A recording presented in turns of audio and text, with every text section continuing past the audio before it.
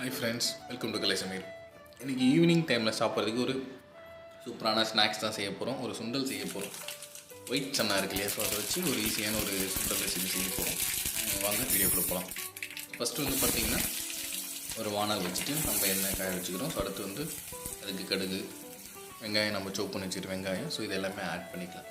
Before that பார்த்திங்கன்னா white chana பார்த்திங்கன்னா ஒரு 4 to 5 மணி நேரம் 2-3 முறை கழுவி வச்சுட்டு ஊற வச்சுட்டிங்கன்னா நல்லா பொலன்னு அது ஊறி வந்துடும். ஸோ அதுக்கப்புறமான ப்ரிப்பரேஷன் தான் இது எல்லாமே. ஸோ அது பார்த்திங்கன்னா நம்ம பாத்திரத்தை வச்சுட்டோம், எண்ணெய் ஆட் பண்ணியாச்சு. ஸோ வெங்காயம் நம்ம சின்னதாக சுண்டலுக்கு நம்ம எந்த பதத்தில் செய்வோமோ அந்த மாதிரி சின்னதாக ஆனியன் கட் பண்ணி இந்த மாதிரி வதக்கி எடுத்துக்கோங்க. வதக்கி எடுத்ததுக்கப்புறம் பார்த்திங்கன்னா நிறைய நீங்கள் ஆனியன் சேர்த்துக்கலாம். ஏன்னா சுண்டல் கூட ஆனியன் நிறைய சேர்த்துட்டா ரொம்ப நல்லா தான் இருக்கும். அடுத்து பார்த்திங்கன்னா கருவேப்பிலை. ஸோ கருவேப்பிலை பார்த்திங்கன்னா நம்ம ரெடி பண்ணி வச்சுருக்கோம். அந்த கருவேப்பிலை 2 உங்கள் டேஸ்ட்டுக்கு ஏற்ற மாதிரி நீங்கள் ஆட் பண்ணிக்கோங்க. ஒயிட் சன்னாவை பார்த்திங்கன்னா நிறைய ப்ரோட்டீன்ஸ் அதிகம். ஸோ குழந்தைங்க நிறைய சாப்பிட்லாம், வயசானவங்க நிறைய டயட்டில் இருக்கும், இது எல்லாமே நிறைய சாப்பிட்லாம். பட் வயசானவங்களை பொறுத்த வரைக்கும் ஆயில் சேர்க்காம பார்த்திங்கன்னா நல்லாயிருக்கும். அவ்வளோதான். ஸோ அடுத்து பார்த்திங்கன்னா நம்ம க்ரீன் சில்லி கட் பண்ணி வச்சுருக்கோம். ஸோ உங்கள் காரத்துக்கு ஏற்ற மாதிரி நீங்கள் ஆட் பண்ணிக்கோங்க. குழந்தைங்க சாப்பிடுவாங்கன்னா மீடியமான காரத்தில் போட்டுக்கோங்க.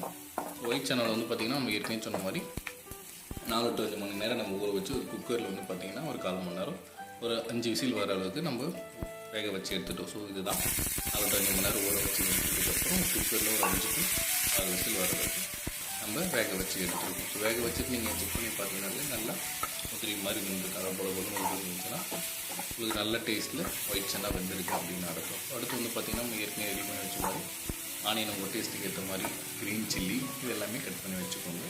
ஸோ குழந்தைங்க தரீங்க அப்படின்னா சில்லி கொஞ்சம் கம்மியாக ஆட் பண்ணிக்கோங்க. ஸோ டைம் சாப்பிட்றோம். அவ்வளோதான்.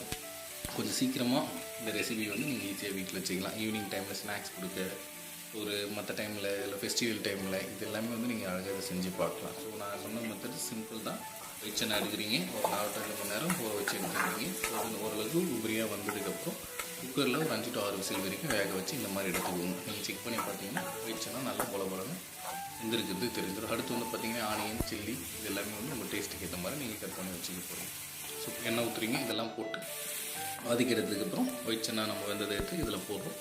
அடுத்து கருவேப்பிலை, கொத்தமல்லி இதெல்லாம் ஆட் பண்ணிவிட்டு ஒரு 2 to 3 நிமிஷம் நல்லபடியாக கிளறி விட்டோம்னா நமக்கு ரொம்ப டேஸ்ட்டான சுண்டல் ரெடி ஆகிடும். அது நீங்கள் நான் ஏற்கனவே சொன்ன மாதிரி வீட்டில் இருக்க குழந்தைங்களுக்கு கொடுக்கலாம். ஸ்கூல் லஞ்ச் பாக்ஸ் ஸ்நாக்ஸாக இதை செஞ்சு கொடுக்கலாம். மார்னிங் டைமில், நைட் டைமில், ஃபெஸ்டிவல் டைமில் இதெல்லாம் செஞ்சு கொடுக்கலாம். அண்ட் ஆல்சோ வீட்டில் பெரியவங்க இருக்காங்க, ப்ரோட்டீன்ஸ் அதிகமாக தேவை, அவங்க டயட்டில் இருக்காங்க, அந்த மாதிரி இருக்கிறவங்களாம் நீங்கள் இந்த மாதிரி ஈஸியாக சூப்பராக செஞ்சு தரலாம். இந்த ரெசிபி நீங்கள் உங்கள் வீட்டில் ட்ரை பண்ணி பாருங்கள். ஈஸியான ரெசிபி தான். ஸோ தேங்க்யூ ஃபார் வாட்சிங் கலை சமையல். நம்ம சேனல் சப்போர்ட் பண்ணுங்கள், சப்ஸ்கிரைப் பண்ணுங்கள், ஃப்ரெண்ட்ஸ் கூட ஷேர் பண்ணுங்கள். தேங்க்யூ.